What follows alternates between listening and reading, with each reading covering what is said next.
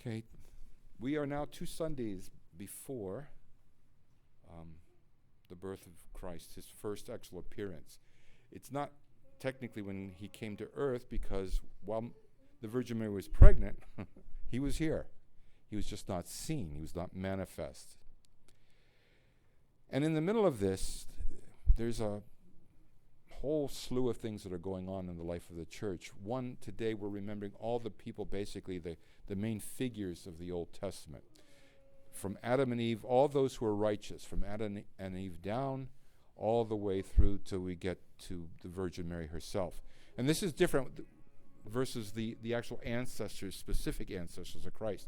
This is all those who preceded in their ministries, the prophets, all these other people who may not have been at all part of the family of Jesus in any way, shape, or form. And it's important to understand, it's almost like a study in some ways of how our ministries, our lives have an effect. Have a domino effect. But all these people who were considered the righteous in the end, it really ties into what St. Paul's comments are today that we read in the letter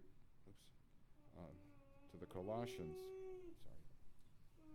where he says, when Christ appears, this is very powerful, sometimes a little scary, but anyway. You've died and your life is hidden with Christ in God. When Christ, who is your life, appears, then you will appear with him in glory. Now, of course, that's talking about at the end of time, and so on and so forth. But Christ, who is our life, Christ, who is our life, that our identity, who we are and what we're about, is found in Jesus himself. And Paul will go on to what, that having actions, behaviors that are contrary to having Christ as our life. Where usually every sin we commit in the end is somewhere we're not trusting God. We've lost sight of who we really are.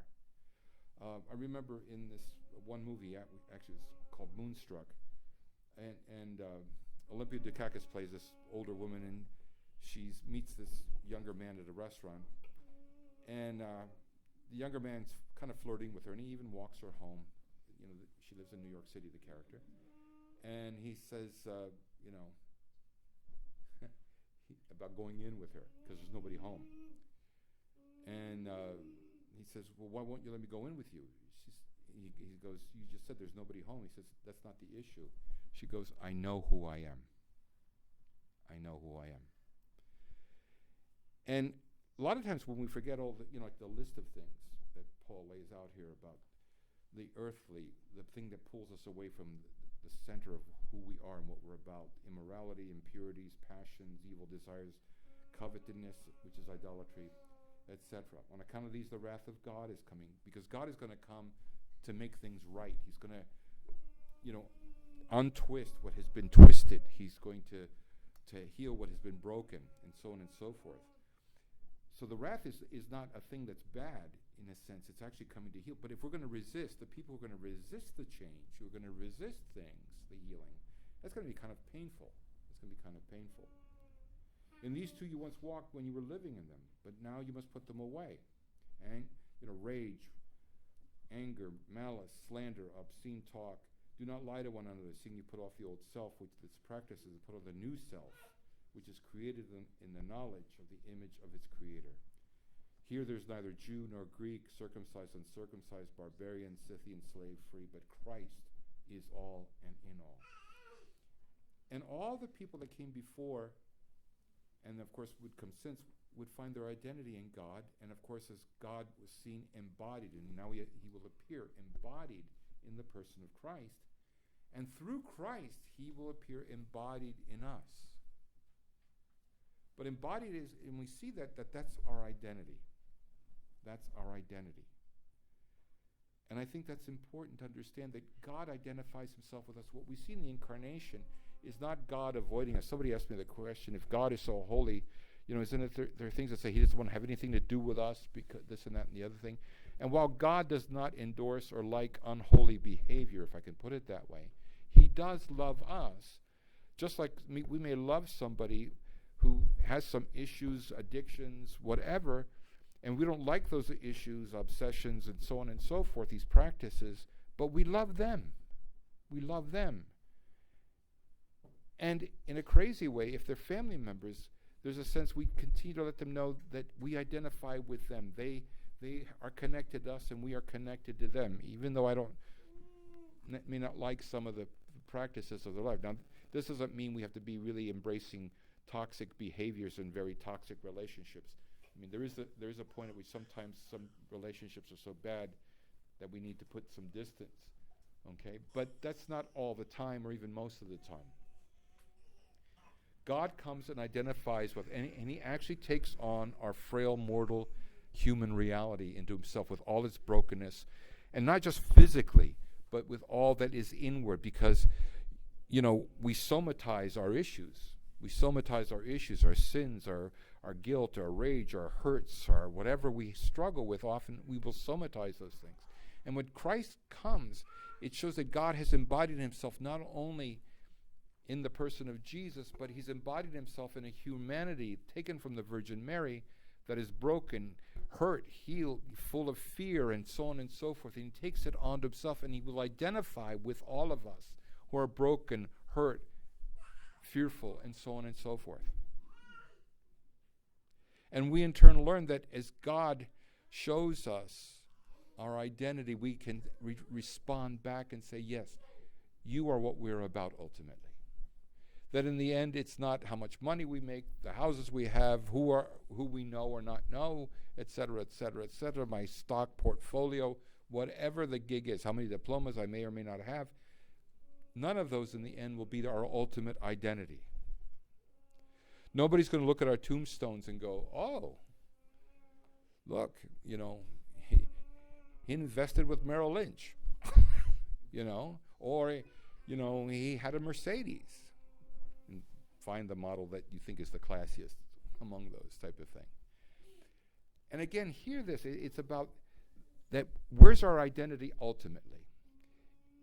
And Paul talks about things that become idolatry, that we idolize, and we become what we idolize. That in other words, our identity takes on that thing, and that thing takes on our identity. But in the end, those things are not our ultimate identity. Those things are not our ultimate identity. Our ultimate identity is Christ. And then in turn, we learn to identify with each other in that way. We learn to see that those who want to identify also with Christ, and that's what church is about, and how God extends that reality in and among us, that we identify with each other even with all our hurts, our fears, our insecurities, our doubts, our struggles, and everything else. We come together, and this wonderful parable that Luke relates about the king who has this great banquet, and the gospel of the excuses. Well, I can't come. I got this and that and the other thing. Now, these are not bad things, by the way. It's not bad that the guy went and got 5 yoke of oxen. I mean, he's probably got a business, a farm, and so on and so forth. Or, the guy who just bought a piece of property. Or the guy who got married. There's nothing wrong with getting married. Depending on who you marry. But there's nothing wrong with getting married. Okay? But when they become the excuse, when those things become my ultimate identity, and not the God who gave me those things, the God who shares himself in the gifts that he gives us, right? And I think of that, where the simplest thing can express God, a sharing of something. It's ultimately God, and so on and so forth. So, for example, certain foods that we like, and Christmas is, going to come, and there's going to be food, and there's going to be desserts and everything else. And I can go crazy with certain foods and desserts and things like that. But the thing that will touch me is the person that makes them, and the persons that I enjoy those things with. That's what actually, in a sense, makes them enjoyable. It's not just that they're an end unto themselves, it's also the people with. The connection that I have, the connection of the people who made the food, and so on and so forth. And that's a simplistic version. And the point is, God calls us to see that our identity is in him. And St. Eleftherios, who's specifically today, Eleftherios means actually liberty or freedom in Greek. And by the way, anybody from in English, the name Franklin or Frank, that's what that means. It's actually takeoff of, It doesn't sound like Eleftherios, but that's what Frank or Franklin means, that Francis as well, and so forth. But anyway, Saint Eleftherios lived in the 3rd century, and he was actually very gifted. That even in his 20s, he became a bishop, which even back then you didn't become a bishop till you were about 30 years old. And he's known for the fact that not only was he very wise for his age, but he also was arrested as a pastor. And he was taken, and tortured. And it wasn't just to renounce Christ, which, that was, also the case. But a lot of times what the authorities would go, you don't have to renounce your God, but tell us who else is in your congregation. Identify for us the other people in this group that you belong to. Now could be very tempting. It could be very tempting. But part of that turns into the fact that he wouldn't do that. He wouldn't, because he identified with Christ, and he identified with Christ in the people that he knew. The people who also identified with Christ. And for him to give up the church, to give up the members of the church, was also giving up Christ, which is a very powerful understanding that we don't always have today, because church becomes this institutional thing, something you go to and you go through these rituals, and isn't it nice, and and so forth, because religion has often become a consumer product. So remember Eleftherios, he was finally beheaded, and he wouldn't give up Christ, and so forth. So, but also we're not, and we're going to talk about this even again next week, about all those who went ahead of Christ, and even some of his own ancestors specific. Next week's gospel is a study in family systems theory in that way. But today it's everyone else before Christ who was faithful, whose ministry and life was faithful, because identified with God and not the power brokers that existed at the time, or the pressures of the people around them, and so on and so forth. But finally, what I want to say is that this all culminates in Jesus. It all culminates in Jesus. And as you've heard me say before, and maybe you've heard this from other people, and this is true, that when Christ comes, he's not thinking he's starting a new religion. He's actually here to rebirth Israel. This is important, by the way, when you think about St. Paul. St. Paul wasn't converting from one religion to another. He suddenly realized, as a good Israelite, a zealous and committed Israelite, what really Israel is and had become and been rebirthed into through Jesus.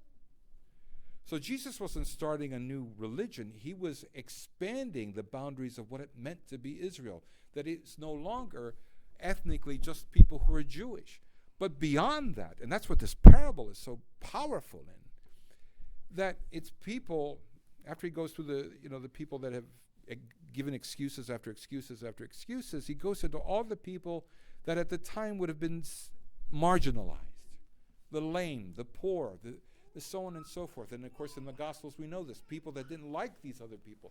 Their lifestyles had been lousy, prostitutes, tax collectors, all these kind of people. Oh my God, somebody who got divorced, how many times maybe? Like, the Samaritan woman, she's married how many times? And what does that mean? Was she the Elizabeth Taylor of her day? What was going on? But yet Jesus reaches to them and invites them to the table. And what's very powerful about that whole story too is about us, because we will sit at the table with God. And if we can't accept the people the way Christ accepts them, if we can't identify Christ in all those people, then we could lose our place at the table. Then we could lose our place at the table. And not because God's going to really necessarily eject us, as much as, haven't we known people? Well, if he's there, I'm not going. That kind of thing. If those people are there, I'm not going. And so on and so forth. But the table is open for everyone now. And now Israel has been redefined, reconfigured. It's not that it's no longer Israel, it's been reconfigured, and now revolves around Jesus. Now even God's identity, God is seen in Jesus. Even now monotheism is now redefined in this embodied reality called Jesus of Nazareth, who will come as an infant. I mean, he's in his mother for 9 months, and we'll talk about this, and I don't want to go into it now, but he's born as the most helpless being. Humans are the most helpless mammal when they're born. And I think that's even it, that he comes to identify with us, even our helplessness. Anyway, may God help us in that way to see the reality of Jesus for us and to see the reality of Jesus for each other, because I think with St. Eleftherios as a pastor, and I know I have a million eons to go before I learn what it really means to be a good pastor like this, because I'm sure in his community there were people who were really spiritually together, mature, and I'm sure there were people who had issues and people who were far from perfect and even didn't like him as the pastor and everything else, and yet he wouldn't identify them to the Roman authorities because he saw Christ identifying with all of them. So may the Lord bless us with this reality of seeing ourselves, our identity as Christ. And that ultimately, whether other people know it or not, because Christ identifies with them, that the ultimate meaning of their life is Jesus. And we love them in that way. We love them in that way. Because God loves them in that way. He loves each one of us in that way.